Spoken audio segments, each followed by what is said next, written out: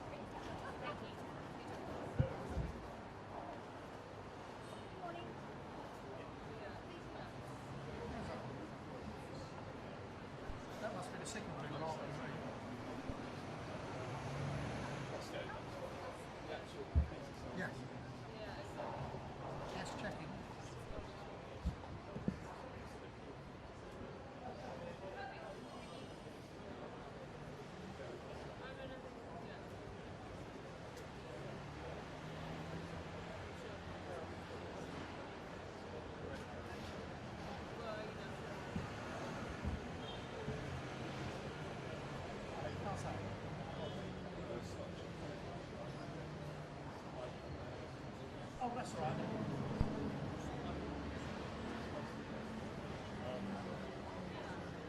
Some of the cases are very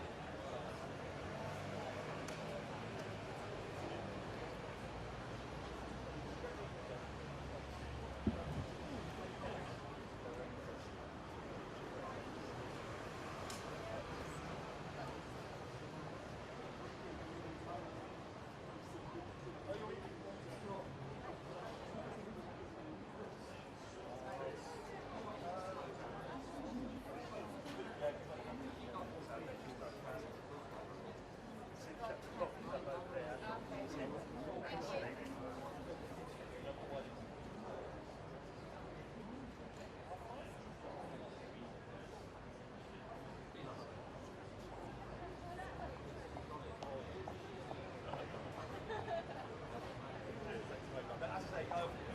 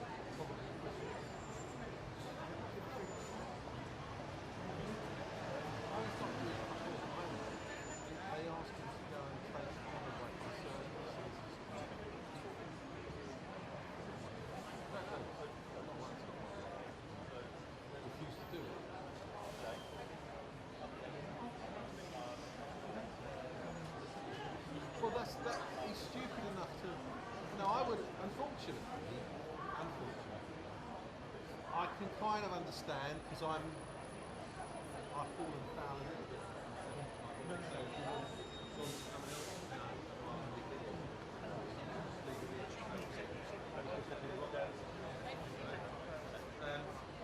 But you know, when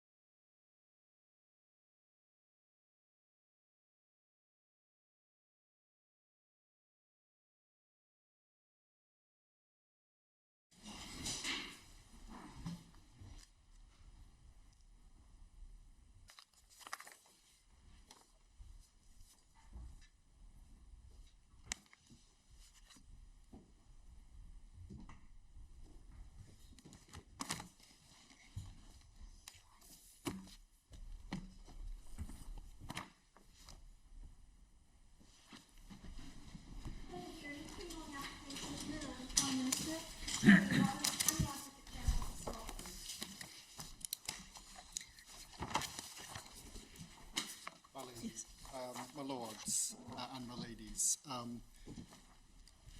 I propose to make a short legal submission on the approach which I invite the court to take legal questions for it. Say just a few words about justiciability and then to make two very short specific Scottish points. You might have to speak up a bit. I do apologise, my lady. Well, those don't necessarily help amplify your voice. They ensure that it's transmitted worldwide, but they don't necessarily amplify it. I'll try and remember that, my lady. Could I invite the court to have before it the case of Kennedy and the Charity Commissioners? It's number 2 in the short in the bundle of supplementary materials lodged on my behalf.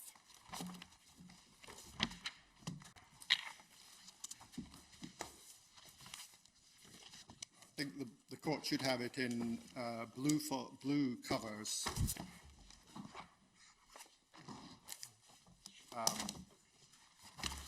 Yes. Tab 2, and I'm sorry, I don't understand there to be an MS number. And perhaps my headline point is to invite the court to take the view that it has the institutional competence and responsibility of exercising its ordinary judicial review jurisdiction to protect fundamental principles of the Constitution, no less than it has that competence and responsibility to protect individual rights. And in the case of Kennedy, I draw to the court's attention the passage in the opinion of Lord Mance, with whom Lords Newberger and Clark joined, at paragraphs 51 to 55, where he gave there was quite a detailed discussion of the variable intensity of review.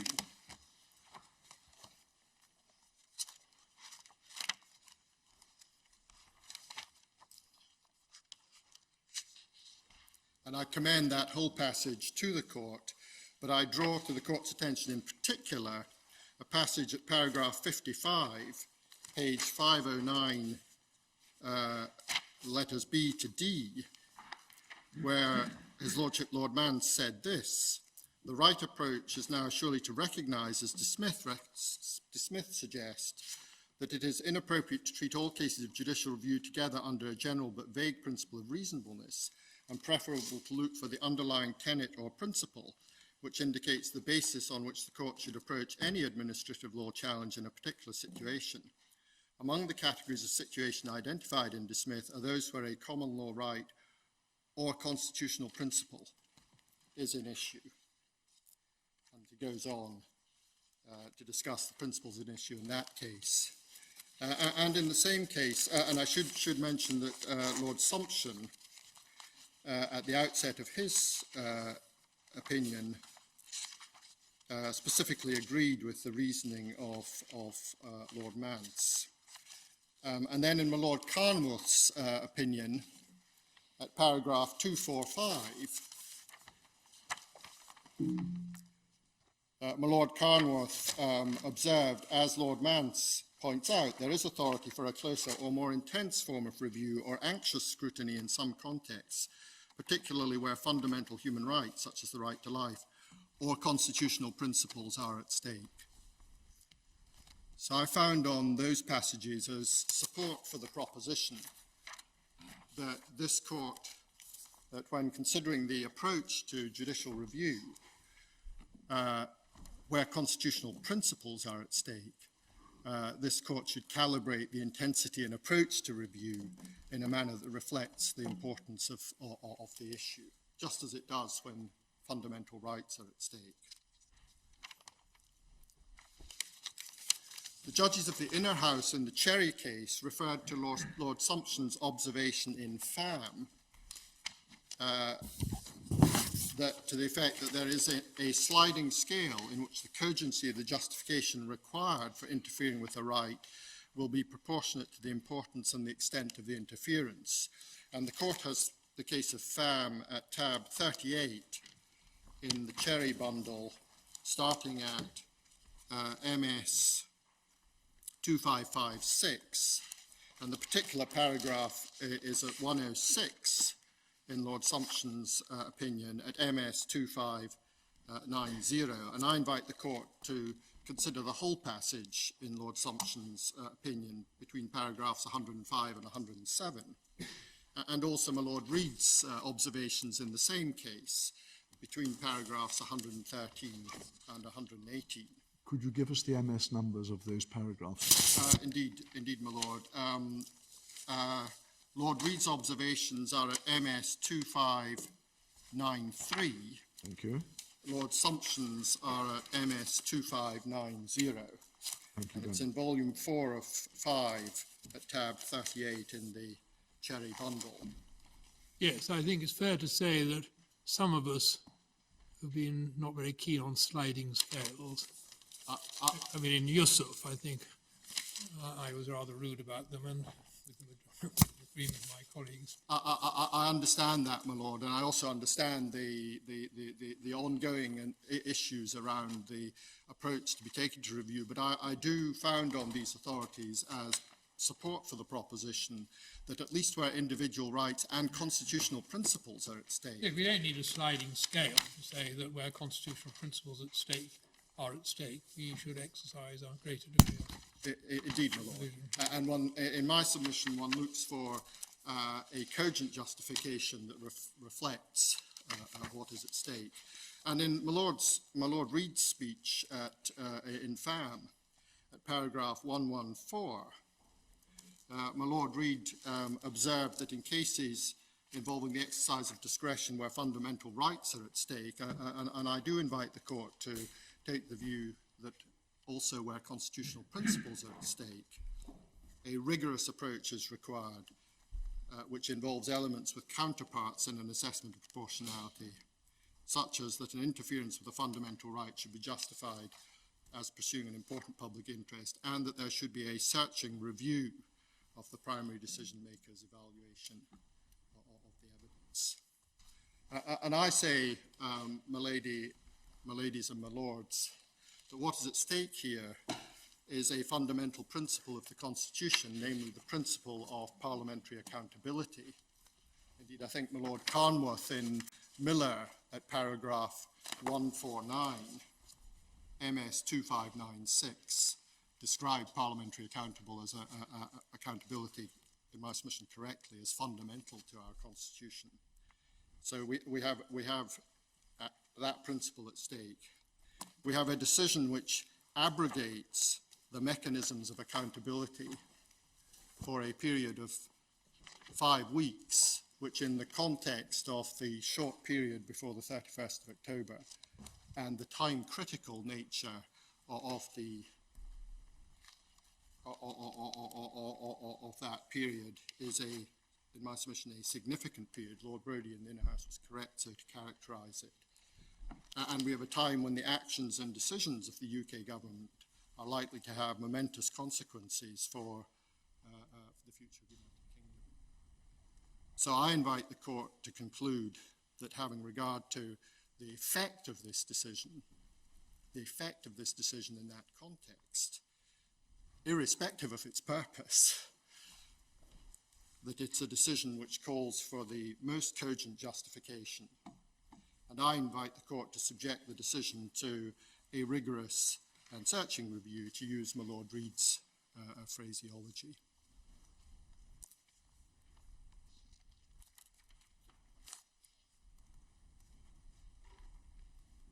The court has the material before it on justification, and perhaps I can just make these brief remarks, that the justification for prorogation to bring the parliamentary session to an end and to pave the way for a Queen's speech does not provide a cogent justification for what in my submission has to be justified here, namely the prorogation for a period of 5 weeks. We know from the material that a prorogation to pave the way for a Queen's speech is typically very, very much shorter. And my learned friend, the Advocate General, accepted that it would have been possible to achieve this by way of a prorogation immediately after the usual period of conference recess. So the justification for prorogation doesn't justify that which in my submission has to be justified here, namely the duration of the prorogation. And I invite the court to take the view, like Lord Drummond Young in the Inner House, that no substantive justification has been advanced for that duration. As Lord Kerr, I think, has observed in discussion with other counsel, there's an explanation, perhaps what one might call a defensive answer, that only 7 sitting days will be lost compared with the usual conference adjournment or recess. And for three reasons which the court explored with my learned friend, the Advocate General, that explanation is no answer. First of all, because recess or adjournment does not remove all the mechanisms of accountability. Committees may continue to sit, questions may continue to be asked, and as someone who may be asked questions in the Scottish Parliament and who is called on to give evidence to committees, I certainly take those seriously as mechanisms of accountability. Secondly, the decision as to whether or not to have an adjournment, and if so, for how long, would be in the hands of each House. And as I understand it, as far as the House of Lords is concerned, recall during recess is in the hands of the Lord Speaker, following consultation with the government. And thirdly, the loss of 7 sitting days, in my submission, should not be regarded as immaterial in the present context. At the time when prorogation was announced, I understand that there were 35 remaining sitting days, of which the prorogation absorbed 20. Sir James Eadie emphasised that every prorogation has the effect which it has, disabling the mechanisms of parliamentary accountability for its duration. But in my submission, prorogation, when it takes place in ordinary course, in usual times, does not involve a material interference with the ability of Parliament to hold the executive to account, and will be readily capable of justification with a view to ending the session. The House of Commons briefing paper that the court has before it describes prorogation in ordinary times as, quotes, formal and uncontroversial. That's at MS 1063 in box 2. And we know that it's typically shorter than this prorogation. Whatever might be said of this prorogation, it's certainly not uncontroversial, and my submission is not merely formal. So in my submission, the approach that the court should take to review of this decision is signalled, signposted by the 2 authorities to which I've referred. Let me say something briefly about the question of justiciability. Perhaps the first point to make is this, that if I'm right, or indeed if my learned friend Lord Panic is right, then it's possible to apply perfectly orthodox judicial review techniques to the decision at hand here. There are standard tools in the judicial toolkit which the court can reach for and can apply. There is no want of judicial or manageable standards. The second point is, in my submission, the reliance on the separation of powers on the question of justiciability in the abstract does not advance matters. The separation of powers is predicated on the accountability of government to Parliament.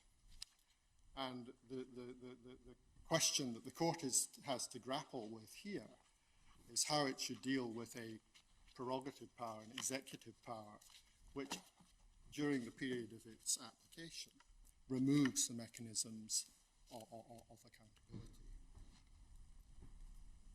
And in my submission, if dissolution is non-justiciable, as Lord Roscoe tells us, how do you distinguish prorogation? well, in my submission, at least in modern times, and I don't pretend, my lady, my lords, that I've examined the history here. dissolution paves the way for a general election. It returns matters to the electorate. By contrast, and indeed there are conventions reflected in the Cabinet Office manual about the conduct of government after a dissolution and pending an election. Prorogation, on the other hand, maintains the government in office without the mechanisms of accountability to Parliament during the period of prorogation.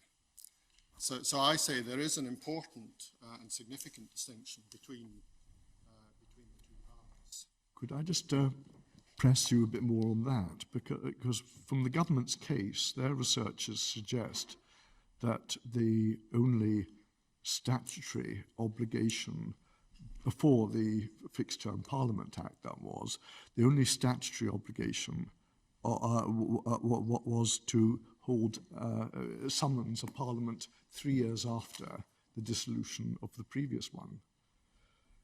If that is right, and like you, I haven't had time to check it, then you're really falling back on convention as a check rather than law. It's a reflection of modern times, and I suppose I suppose that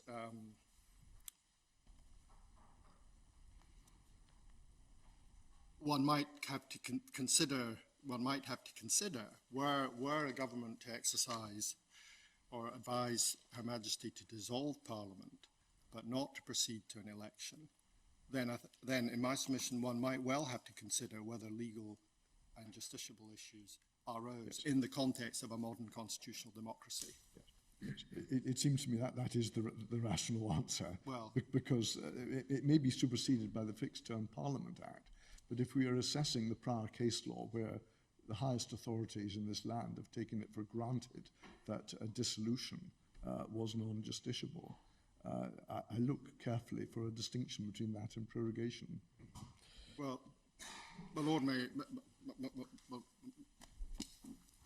if there is no distinction to be drawn, then in my submission, were one to be faced with a situation where Parliament was dissolved and the government intended to continue to govern for up to 3 years without any mechanism of parliamentary accountability, in my submission, difficult, serious legal issues would arise of the sort that this court is having to grapple with. I wonder whether it would be terribly difficult if action is taken, whether by dissolution or prorogation, to deprive Parliament of its constitutional role, scrutiny. Then it seems to me a very tall order to say that they would in all circumstances be immune from judicial review. Well, in circumstances where the matter is not being returned to the electorate by way of a general election. Of course, as you point out, the immediately relevant distinction between dissolution and prorogation in conventional terms is that prorogation allows the government to continue without scrutiny, whereas dissolution normally will deprive the government of that facility. And in my submission, contrary to the view expressed in the Divisional Court, extreme cases test the question of justiciability. Extreme cases test whether the issue is truly one of justiciability, or whether it's actually a question of whether a particular decision is reviewable in the particular circumstances. I have drawn the court's attention in my case to phraseology used by the Strasbourg court to the effect that the effective functioning of Parliament is a value of key importance for democratic society.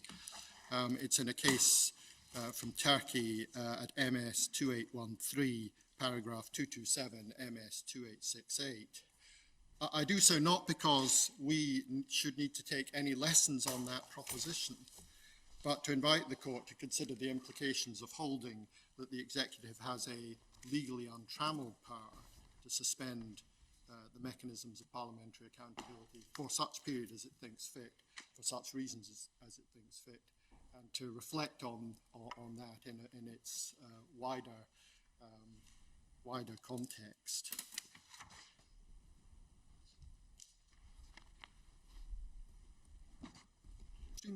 Thinking of extreme cases testing the question, if the UK government's position were to be correct, then it would, for example, have been open legally or it would be open to a Prime Minister on appointment to advise an immediate prorogation. It would have been open to the Prime Minister in this case to advise an immediate prorogation until after 31st of October. Now, that's not what happened, but considering the extreme case helps to test whether it's a question of justiciability. And that example also shows why it is not an answer, as Sir James Eadie suggested, to say that the use of the prerogative power of prorogation is subject to political accountability in Parliament. If one can contemplate an immediate prorogation, then that isn't an answer. And as Lady Black observed in discussion with Sir James yesterday, accountability after the fact may be too late, depending on the context. I appreciate that in Miller, in paragraph 249, my Lord Carnworth, MS 2729, observed the courts may not inquire into the methods by which Parliament exercises control over the executive or their adequacy. In my submission, prorogation is extraordinary in that it prevents those methods from operating at all during the period of prorogation. And nor is it an answer to say that it is open to Parliament to regulate the use of prorogation and that it has hitherto chosen not to do so, or indeed that it did not do so in the few days that it had available to it when it was sitting. It's of the essence of discretionary power that it operates in areas left to the decision maker by Parliament. It does not follow that this court cannot control such decisions on well-established legal principles. And I recognise the observation of my Lord Carnworth in Sandiford, paragraph 61, that because prerogative powers do not stem from a legislative source, then one cannot find the limits or controls by a process of statutory construction. But as my Lord Sales has shown in his extrajudicial writing, those powers are exercised within a legal and constitutional context, which in my submission does provide a proper basis for the court to exercise its responsibility to review the use of executive power.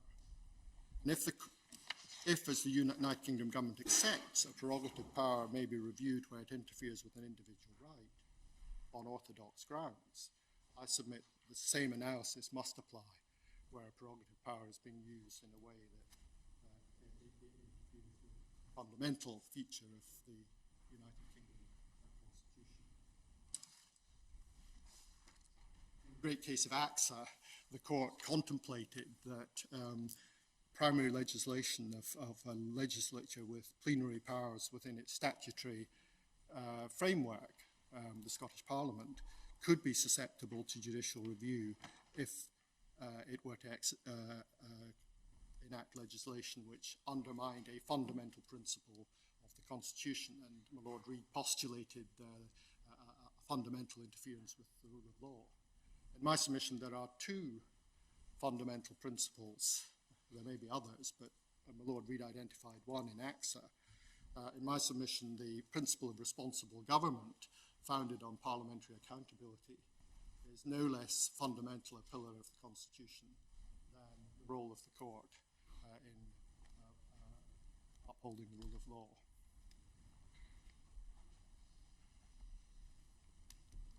My lady, my lords, my ladies, there are two short points I should make from a specifically Scottish perspective.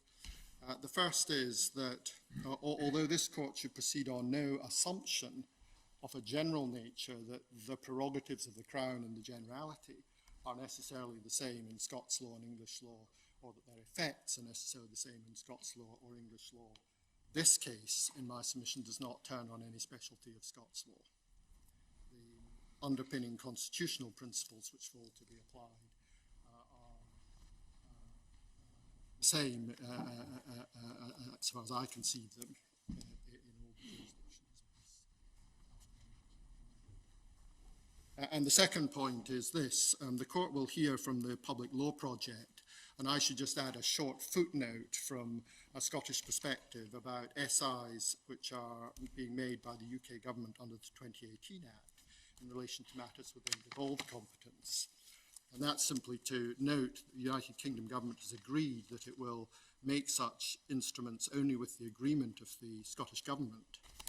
And there's a procedure under which such instruments are notified to the Scottish Parliament, which then may scrutinise the decision of the Scottish Government to give its consent to the instruments in question. I say that's a footnote because I don't suggest that there's any, it's simply so that the court has the full picture of the SI programme. I don't suggest that it's a separate point to the one which the Public Law Project wishes to make. And I should say that as at yesterday, I was told that there were, so far as the Scottish Government was concerned, only, I say only, that's not necessarily to diminish their importance, 6 outstanding instruments in that category thought to be essential for enactment before the 31st of October. And that 2 had been made already, 2 in addition had already been made by the urgent procedure in a manner, well, without seeking consent of the Scottish Government and without going through the process of scrutiny. And so one can see in those 2 examples the prorogation having an impact on that process of scrutiny. But I simply mention those points for completeness. I should say I've just been told that an update received this morning indicates that the UK government considers that of the 6 formerly considered outstanding, we now consider 4 to be outstanding. So there's a bit of a moving picture, and I mentioned that simply for completeness. So, my lords and my ladies, unless there's anything in addition that I can say that will assist the court, I'm content to leave my submissions there. Thank you very much indeed, Lord Advocate. Thank you. Yes, Mr. Ladies, my lords, members of the court, I represent Raymond McCord, the intervener. We're very grateful to the court for this opportunity to address on this very important constitutional issue.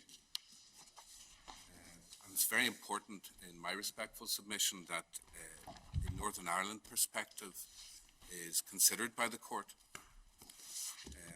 It's certainly been central in any debates about Brexit, although that isn't a word that has featured an awful lot in the exchanges and submissions. But I want to tell you a little bit about my client before I begin, because it's important background. He is a victims campaigner and a prominent defender of the Good Friday Agreement and a defender of Northern Ireland's very delicate constitutional settlement. This was not a career that he chose for himself. The reason he's here is that his son was murdered on the 9th of November 1997 at the age of 22. And like many victims of the conflict in Northern Ireland, he's still seeking justice for his son. In many ways, Mr. McCord speaks for the silent majority in Northern Ireland, who want a peaceful and prosperous future, which can really only be based on the Good Friday Agreement and that delicate constitutional settlement which has been achieved. But even though we're here to speak about the Northern Ireland perspective, I'm not here to accentuate the differences between the different parts of the Union. Between Ireland and Britain, Ireland and the UK, my client is comfortable with his identity. He has a British passport and he has an Irish passport. He's confident about his Britishness, he's confident about his Irishness, and he believes that in this court there is a commonality of purpose to determine what the rule of law is and how it should be applied. And that rule of law is something which achieves an international standard. And when one looks at international standards, it's important to remember the background to all of this. It's important to remember what the European Union is and remains. It's a peace project. It's a project designed to remove the significance of national identity. It's a project designed to provide for the seamless flow of people, services, goods, and capital, harmonisation of rules, make travel between states as easy as travel between London and Yorkshire, between Belfast and Lisburn. And the Good Friday Agreement itself was premised on continuing EU membership.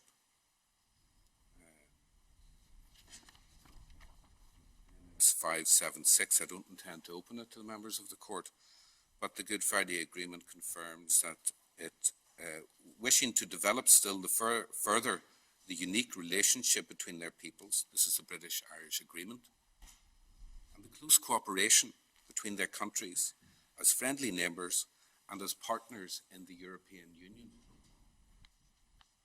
In many ways, Northern Ireland is a microcosm of that European peace project. The impact of EU citizenship lessened the importance of national identity. The rising tide of nationalism that we're witnessing is poisoning the harmony between the EU states, and it is directly affecting Northern Ireland's ability to function. Brexit has been recognised as the major impediment to the restoration of the Northern Ireland Assembly. So we're urging the court to look at this legal question in a way that recognises the impact of the impugned decision on Northern Ireland in particular. Of course, it will have a huge impact on the people of Britain. It's without question that the impact on the people of Northern Ireland of a no deal, of the erection of a border, will be devastating. But Mr. Lavery, we're not concerned with any of that. We are solely concerned with the lawfulness, or not, of the Prime Minister's advice to Her Majesty to prorogue Parliament for a period of 5 weeks. That's all we're concerned with. We are not concerned with when and how and on what terms the United Kingdom leaves the European Union. I recognise that this is a distinct legal issue, but the context of it and the way that the policy has been framed, the decision of the Scottish court that the decision was taken to pave the way for a no-deal Brexit is important, and it's important to look at whether that was the improper purpose or whether that's simply collateral damage in what was otherwise a lawful decision. We submit that it's important to look at what the ultimate consequence of it may be. And moving directly on to the arguments, we support the appellants in Miller and the respondents in Cherry, and we adopt their submissions and celebrate the diversity of the way in which they were put to the court. We say... With all those plaudits in mind, can we move on then to the net issues? Yes, my lord. We say if the government has acted unlawfully, using its power to prorogue, to stymie Parliament, then the court could and should intervene. We say that, as we've discovered in the exchange of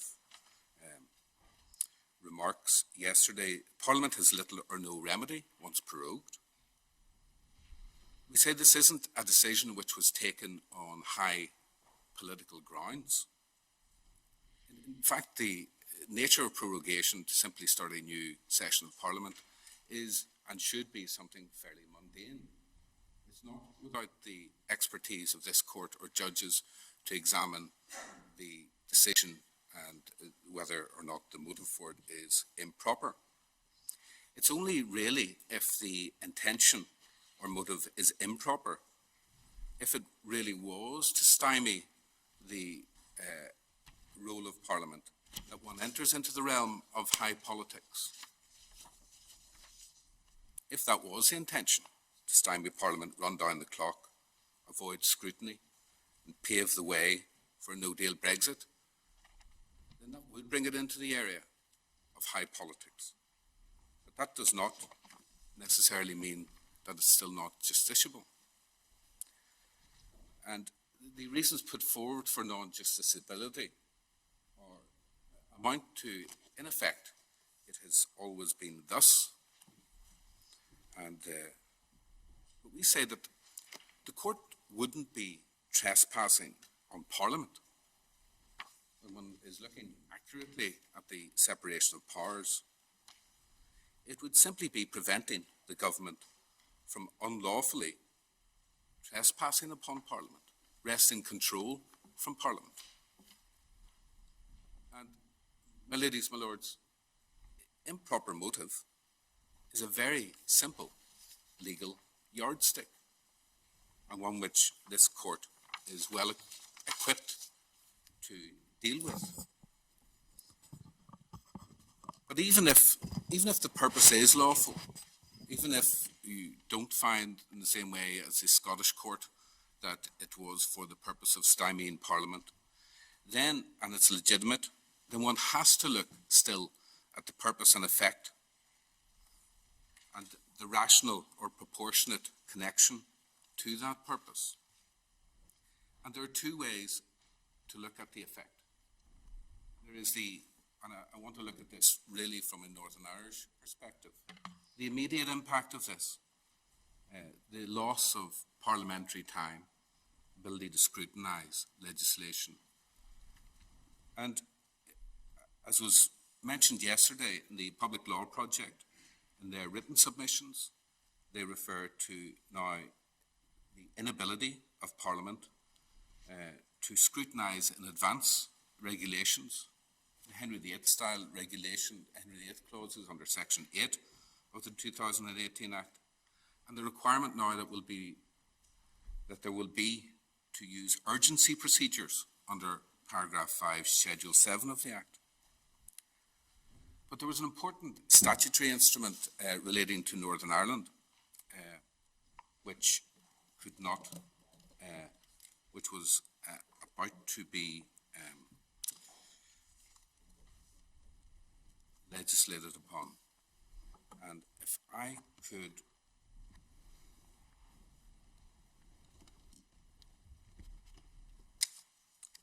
there was an additional bundle today. Yes. Hard copy, yes. There's a piece of page 600, MS 633, internal page 10 of that bundle. There's a letter from the current Northern Ireland Secretary of State for Northern Ireland to Lady Herman, dated 16th of August. And he thanks her for a correspondence of the 26th of July regarding draft statutory instruments in relation to Northern Ireland appointments that would normally be made by Northern Ireland ministers. My priority remains the restoration of the Northern Ireland Executive. However, in the absence of NI ministers, the Government has taken steps to ensure continued good governance and the delivery of public services in Northern Ireland. The Northern Ireland Executive Formation and Exercise of Functions Act provides for me to make appointments to a number of offices deemed to be critical in order to safeguard the quality and delivery of public services in Northern Ireland. Further critical appointments were added to the Act through secondary legislation. There's reference to 8 bodies, and if one looks then at page 13 over the page, there's a table of those appointments, and the very first one at the top of page 13 is the appointment of a chair of the Northern Ireland Transport Holding Company. This is the public transport company for the whole of Northern Ireland. It has a budget of 112 million pounds for capital projects and 83 million pounds in resource. This is an important appointment which simply couldn't be achieved. It was about to be passed and couldn't be because Parliament was prorogued. And in the second paragraph, the court will see that the executive directors could not fulfil its oversight function, including offering constructive challenge. So important appointments could not be made. The effective functioning of Northern Ireland departments is critical upon pieces of legislation like this because of the absence of the Assembly and an executive in Northern Ireland. If one turns over to page 17, the court will note as well that 25 QCs couldn't be appointed either. But, that may be of less concern to your lordships, my ladies. But the members of the senior bar who are rejoicing in that. I welcome the competition, my lord. Of course you do. These are very important, and there are a string of things like this. There's no reason why this piece of legislation has to be postponed to whatever time. Why it couldn't simply have been fitted into these 7 days that we say are a small amount of time. The other matter is the debates that are required under the Northern Ireland Executive Formation Act. We looked at that act, but there were a number of debates, and we set out at page 9 of the printed case the sort of debates that were prevented from proceeding on the 9th of September, including historical institutional abuse, victims' payments, human trafficking, gambling. And again, these are important matters. They can't be discussed, debated in any local assembly, and the only forum in which that can take place has been removed. But that's the immediate impact of this. But what if the Scottish Court was right and that this was a decision taken to stymie Parliament and pave the way for a no-deal Brexit? The effect of that, whether that's the purpose or not, that will, in my respectful submission, be the collateral effect of this. And if I could ask the court to turn to the joint report, which is in the same bundle, just to put this in some context. And MS 713, it's the part of the joint report, it's internal page 90. It's the part of the joint report which deals with Ireland and Northern Ireland. And this represented United Kingdom policy and approach prior to the change of government leadership. Paragraph 42, both parties, and that is the EU 27 states and the United Kingdom, affirm that the achievements, benefits and commitments of the peace process will remain of paramount importance to peace, stability and reconciliation. They agree that the Good Friday or Belfast Agreement reached on 10th of April by the United Kingdom Government, the Irish Government and the other participants in the multi-party negotiations must be protected in all its parts, and that this extends to the practical application of the 1998 Agreement on the island of Ireland and to the totality of the relationship set out in the agreement. This delicate constitutional balance which was achieved. And at the bottom of paragraph 43, last sentence, the United Kingdom also recalls its commitment to the avoidance of a hard border including any physical infrastructure or related checks and controls. 44, both parties recognise the need to respect the provisions of the 98 Agreement regarding the constitutional status of Northern Ireland and the principle of consent. The commitments set out in this joint report are and must remain fully consistent with these provisions. It's really an outline of when one draws on documents to establish what our unwritten constitution amounts to.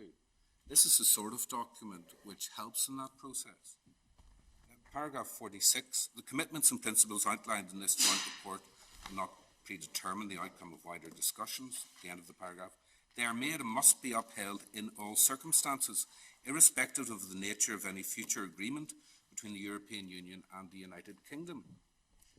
I'm afraid you've lost me as to the bearing this has on the validity of the prorogation of Parliament. Well, this feeds into Section 10 of the Withdrawal Act, which I'm going to take you to now, which is an important safeguarding provision, which was inserted by way of amendment by Parliament, and which reflects the terms of the joint report and the policy of not erecting a hard border on the island of Ireland. Well, does that have anything to do with the prorogation of Parliament?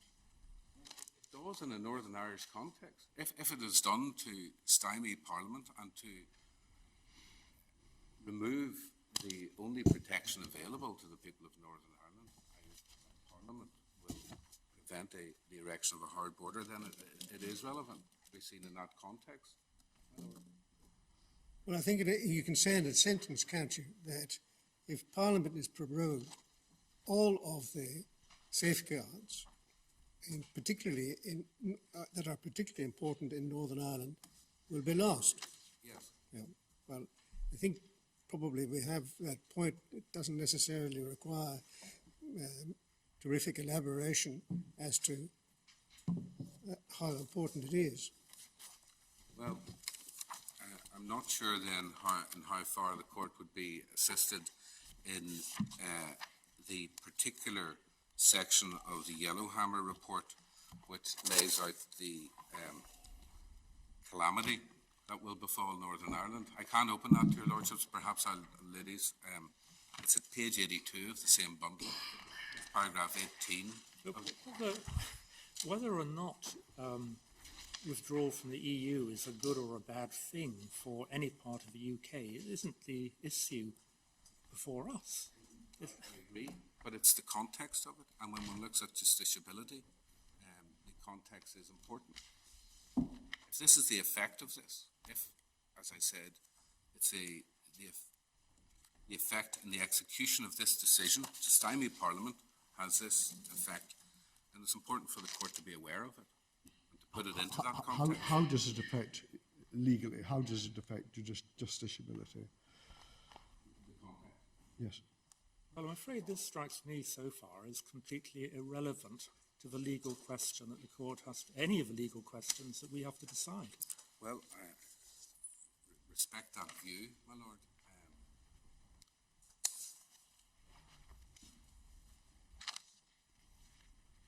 As I said, Mr. Levy, your essential point is these are the tangible effects on Northern Ireland by the removal of scrutiny from Parliament. But does it require any elaboration beyond that? Perhaps not, but I'm really just trying to convey. I suspect we're all aware of the general contents of the Yellowhammer report. I'm glad to hear it, but it myself. does no harm sometimes just to lay out exactly what is going to happen to Northern Ireland and to have that Well, the there. purpose of this hearing is not to rehearse the pros and cons of Brexit, No. either generally or for Northern Ireland in particular. Well, can I take you then to Section 10 of the Withdrawal Act? Because, and the importance of this provision is that this will be now impeded in its operation because of the lack of parliamentary scrutiny, and it was a provision designed to ensure that there would not be an exit which erected a hard border. It's at MS 13 tab 2 of the interveners' authorities.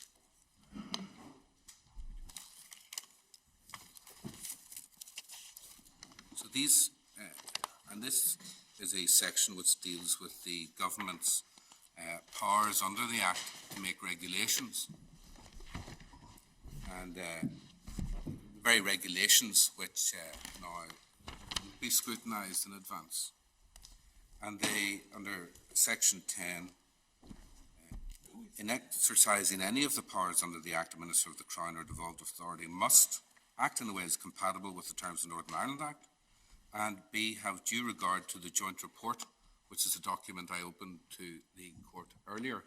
So that's a statutory obligation. And then nothing in sections 8, 9 or 23 authorises regulations which diminish any form of north-south cooperation or create or facilitate border arrangements between Northern Ireland and the Republic of Ireland after exit day, which feature physical infrastructure, including border posts or checks and controls that did not exist before exit day and are not in accordance with an agreement between the United Kingdom and the EU. So that is a tangible impact that Parliament will not be able to exercise any of those controls that is provided for itself under Section 10.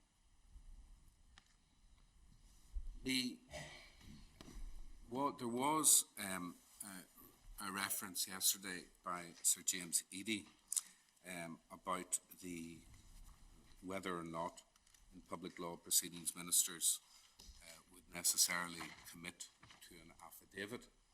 And there may be some distinction between the Northern Irish practice and the English practice.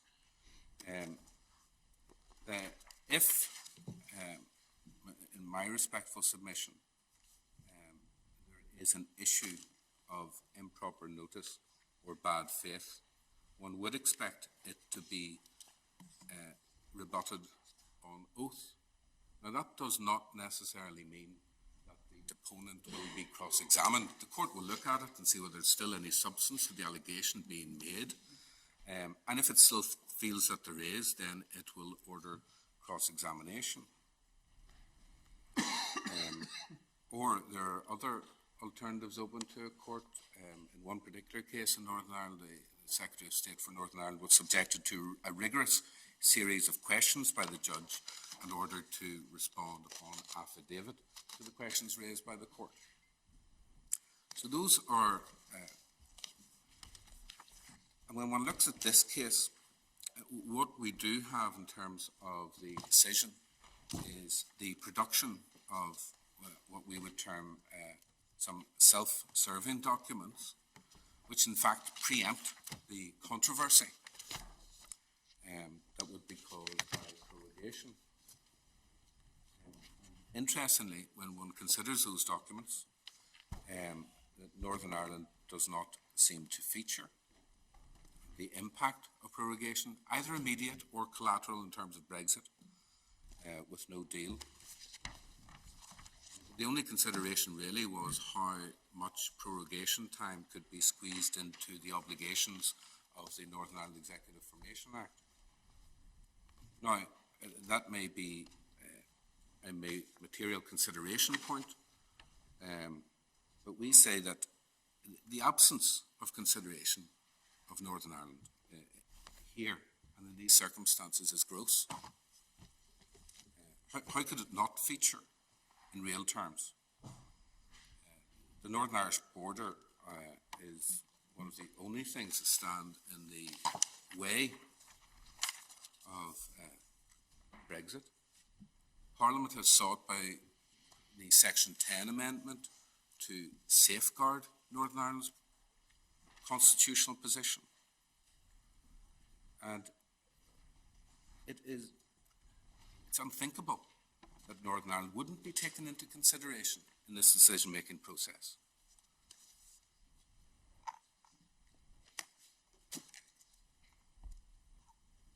If there is, as the Scottish court found, a policy that's been railroaded through to leave with or without a deal, then this is the execution of it. It removes obstacles like Parliament. And we say that the language of it, withdraw, do or die, that battleground language would be played out in what is essentially what would be a scorched earth policy in relation to Northern Ireland. It would be oppressive, we say. It would be unconstitutional if that were to be the case when one takes all of that into account. And that Section 10 demonstrates the goodwill of Parliament, that Parliament can and will function to protect the interests of each part of the United Kingdom and Northern Ireland in particular. Even in the absence of meaningful representation at Westminster, or perhaps one anti-Remain MP who sits and makes her voice heard. And if the court will permit me, I'll make this point, that leaving with a no deal would be contrary to the terms of the Good Friday Agreement. Well, that doesn't come within the ambit of this appeal. You are pursuing an appeal in the Court of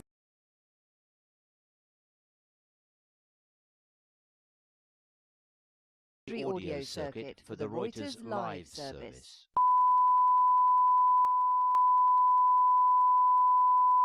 This is the primary audio circuit for the Reuters live service.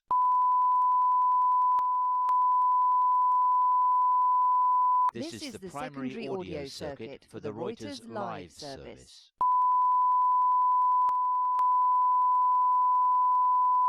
This is the primary audio circuit for the Reuters live service.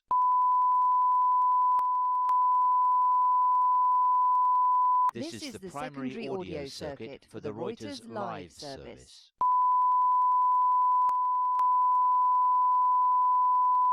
This is the primary audio circuit for the Reuters live service.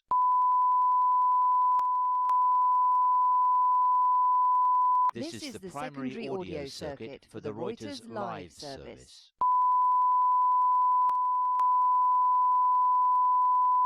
This is the primary audio circuit for the Reuters live service.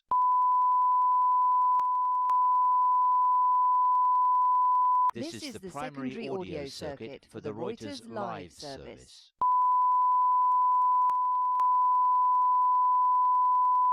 This is the primary audio circuit for the Reuters live service.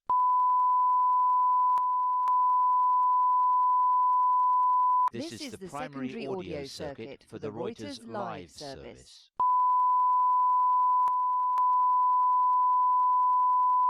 This is the primary audio circuit for the Reuters live service.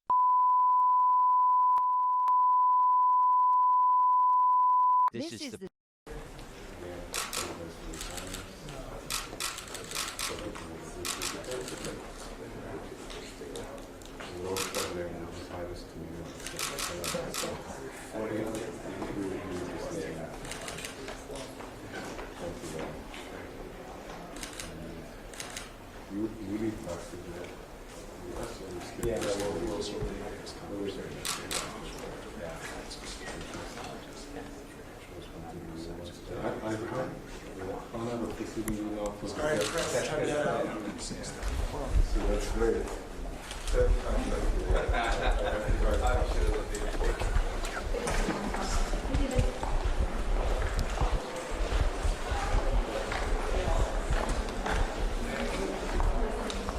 There's a Mercedes, right?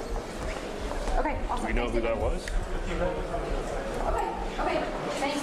Bye. Do you know who that was? Yes. Signature, right? Do you want me to text you? So you have the flight?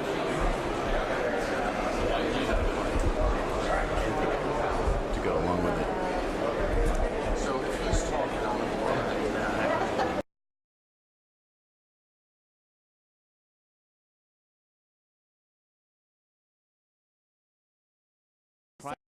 audio circuit for the Reuters live service.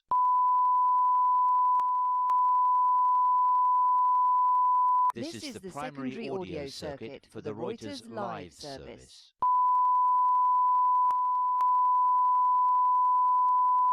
This is the primary audio circuit for the Reuters live service.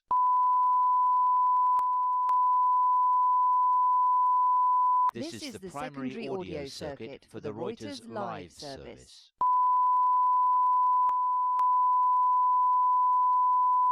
This is the primary audio circuit for the Reuters live service.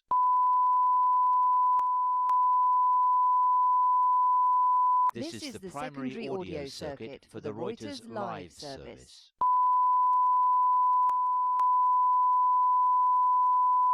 This is the primary audio circuit for the Reuters live service.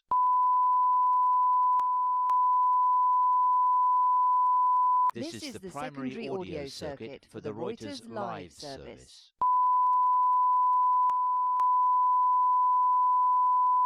This is the primary audio circuit for the Reuters live service.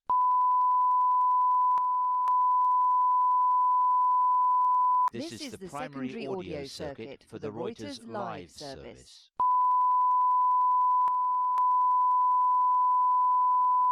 This is the primary audio circuit for the Reuters live service.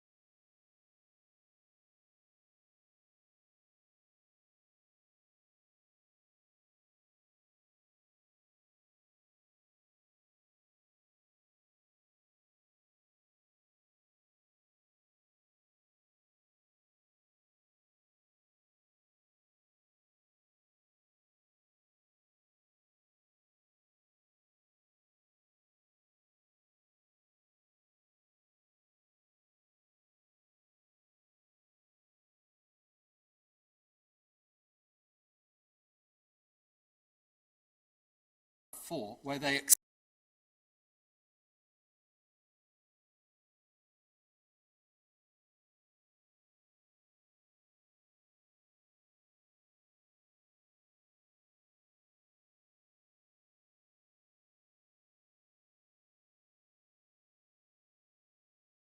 that's the case, that the court could give a practical and effective remedy on judicial review of a decision to prorogue Parliament where it was defying a statute. What's the constitutional principle that is in play that the court is applying? It's parliamentary sovereignty. And it's in the name of the rule of law, because the rule of law requires that judicial review have that scope. We also know from a note we've received this morning on remedy, and it's paragraph 17, we know that there is a species of declaration that will be the practical and effective remedy on judicial review.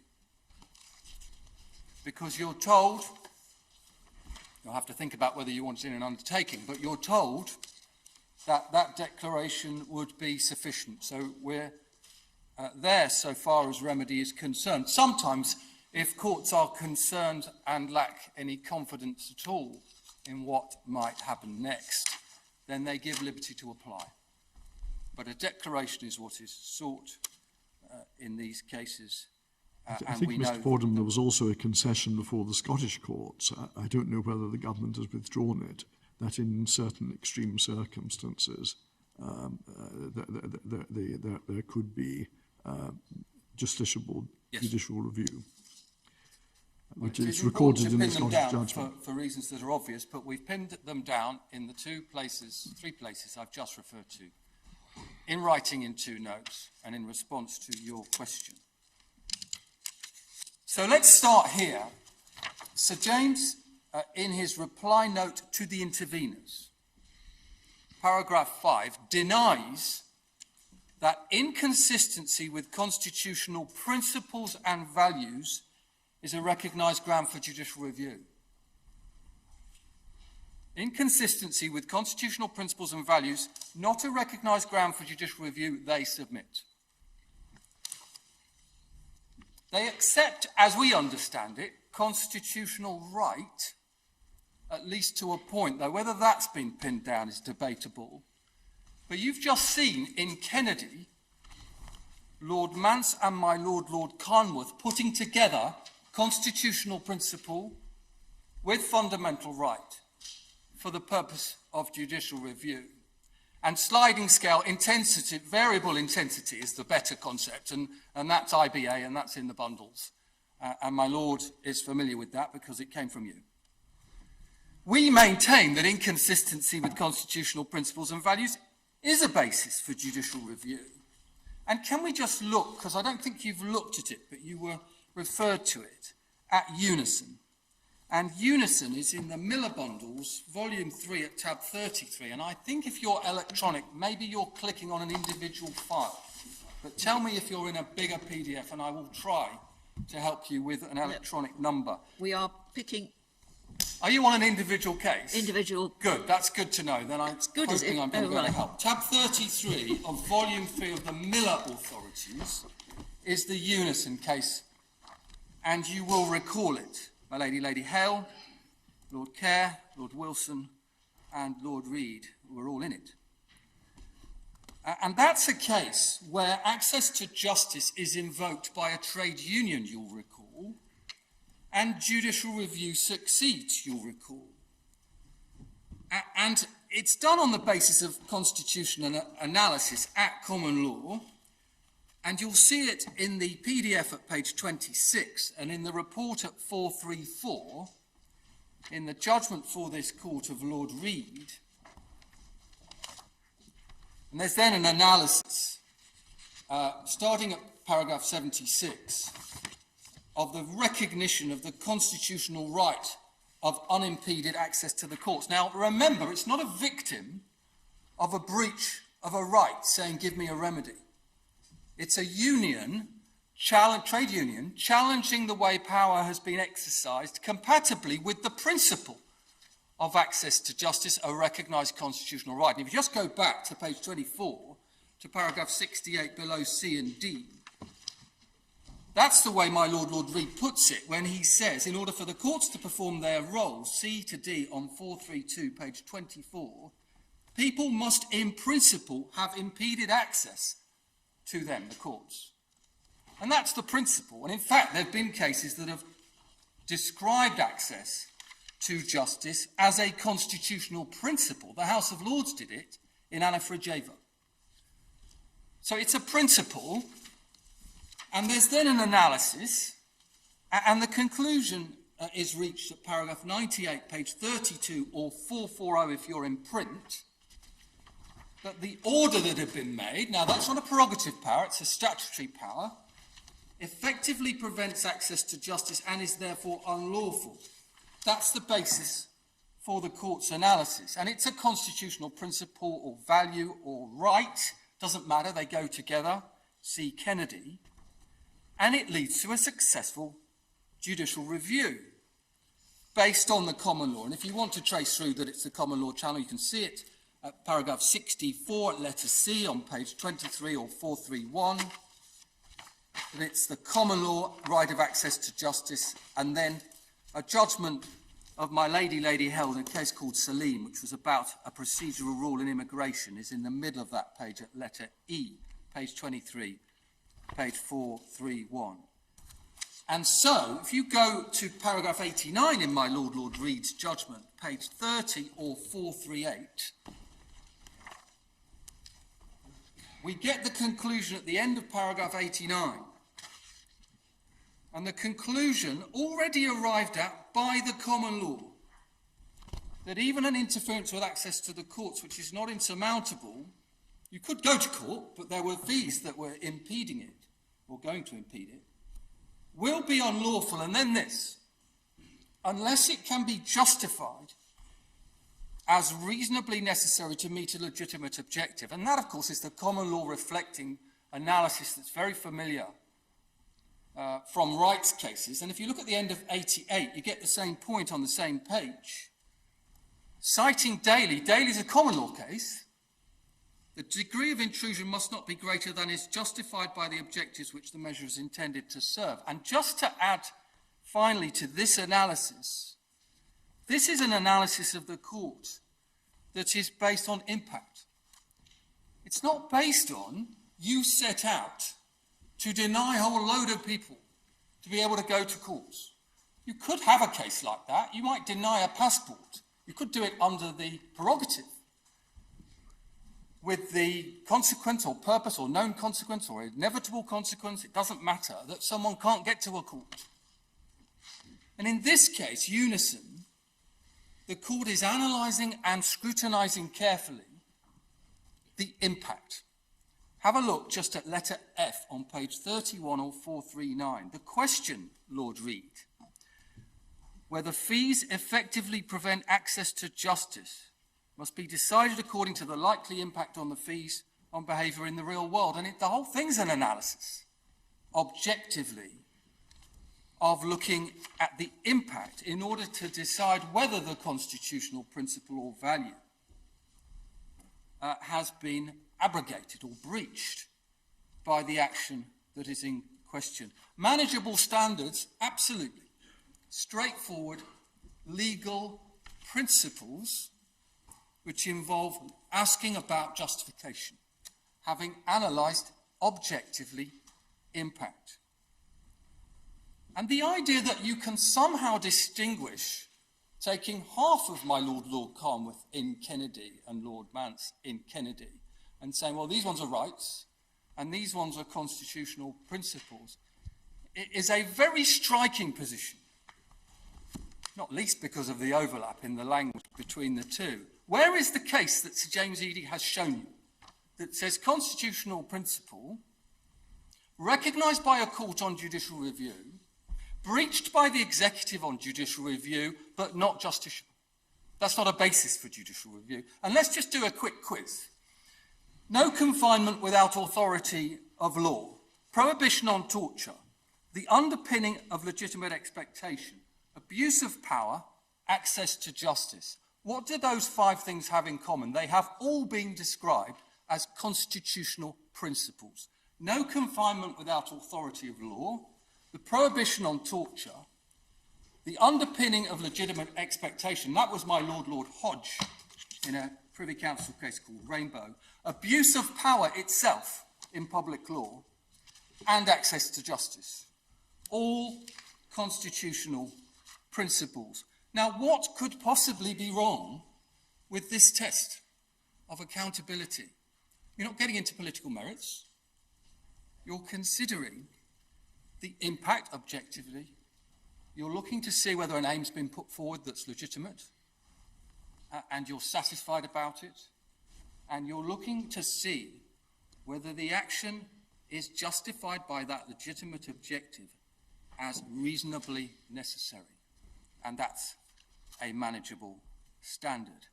And this is, in the end, isn't it, the scope of judicial review that the rule of law requires. And that's a principle that you've hit on when you've looked at judicial review itself and what it's about. And can it be excluded? And who decides whether it can be excluded? And what are you doing when you make that decision? And what you're doing is applying a constitutional principle, the rule of law, and deciding what its limits are.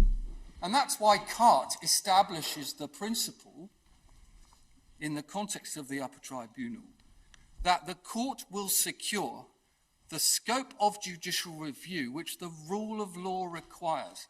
And that will become, in our submission, the governing constitutional principle applicable to questions as to the reach of judicial review in areas that might otherwise be considered to be contentious. Again, my Lord Carnwath discusses this principle. It's established in Carte.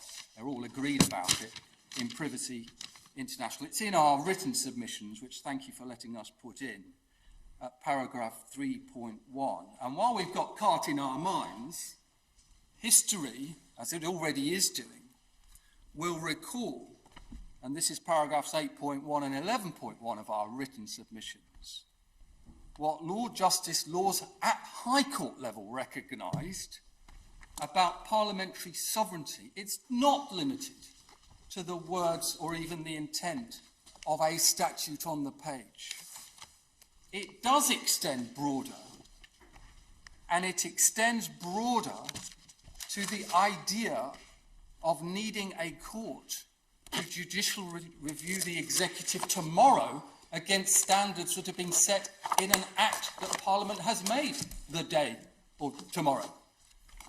And it extends to the idea, very well established, as Lord Justice Sells explains, it's all in our written submissions, I hope it's helpful, 8.1 and 11.1, the idea which inheres in parliamentary sovereignty that Parliament can't bind its successors. What is that about?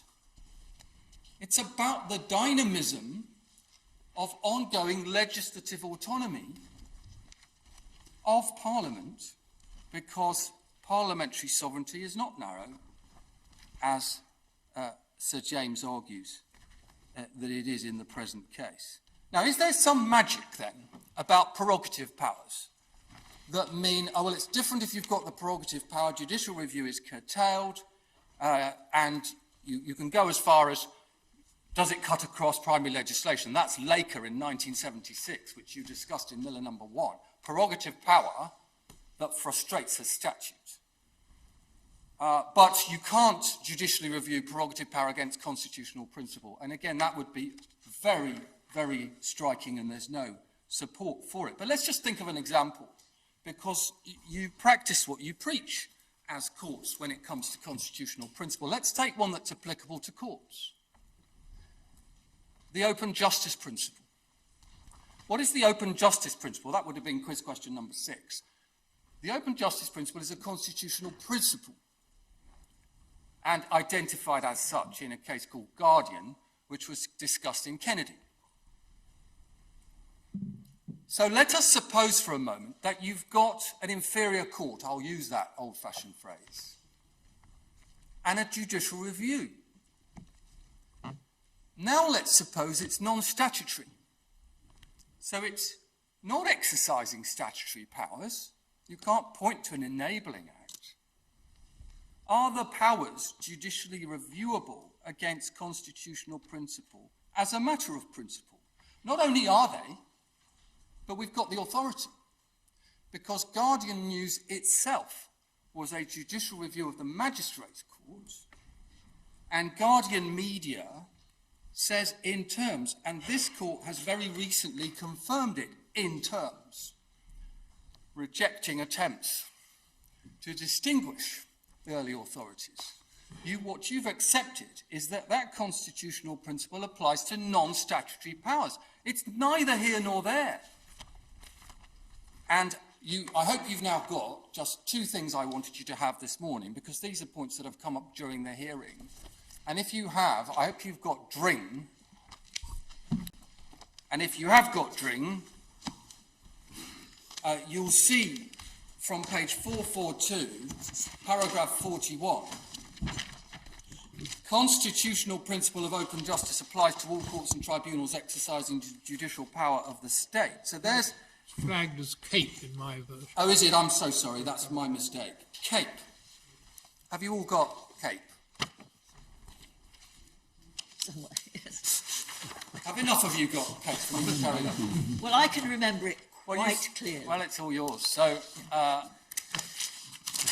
for those of you who weren't there or who can't remember it, and I'm trying not to take it personally, page 442, paragraph 41, discussion. The constitutional principle of open justice applies to all courts and tribunals exercising the judicial power of the state. And the point about the neither here nor there came from Guardian. If you just go back 2 pages to 440, paragraph 36, and if you want Guardian, we've got Guardian as well, but the fact that magistrates' courts were created by statute was neither here nor there, paragraph 70 of Guardian. Guardian's a judicial review.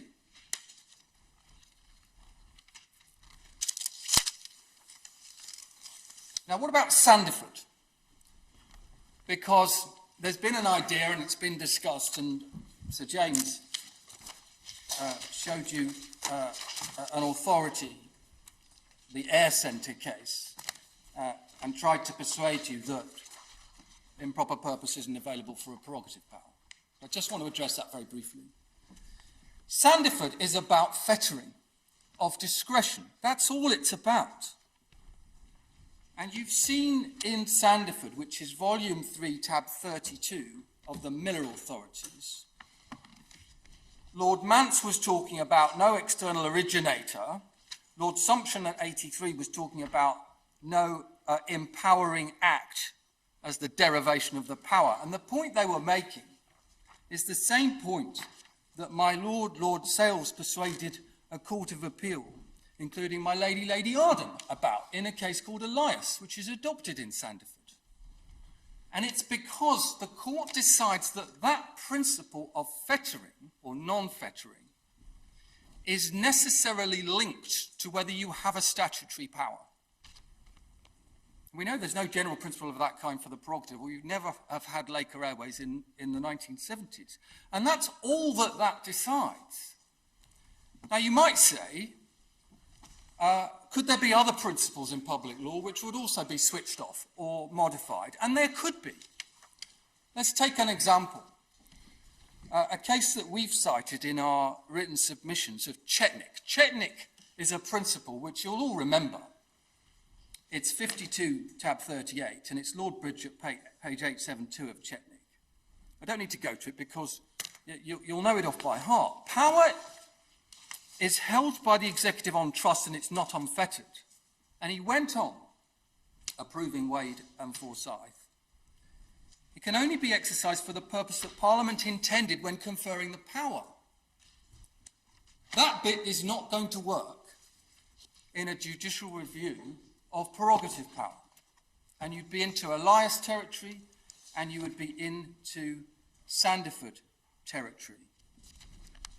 And I'm not ruling out that there might be others, but you wouldn't have a problem with the first part of that. Indeed, it's accepted, and my Lord Sales has written about it, that prerogative power has to be exercised in the general interest, in the public interest. It is held on trust, but you haven't got an empowering act. And so the most important paragraph of Sandiford is paragraph 65, in which it's said in terms, the other principles of judicial review remain available. And that wasn't... 62, did you say? 65. 65. It's Miller 3, tab 32. Can I go back to it if I get time? Because I'm worried I'm going to run out of time and I've got some things I need to cover. You've not got a lot of time left, Mr. I know. Now, that wasn't said in a vacuum in Sandiford by my Lord Carnwath, because one of the cases you had in mind was Bancourt number 2, which was cited in that case. Bancourt number 2 is worth just having in mind, volume 2, tab 23 of the Miller bundles, because that was the case, and you've seen Lord Hoffman at paragraph 35, which was about not GCHQ, the exercise of prerogative power under an instrument, but prerogative power to make an instrument for the British Indian Ocean Territory. And Mr. Crowe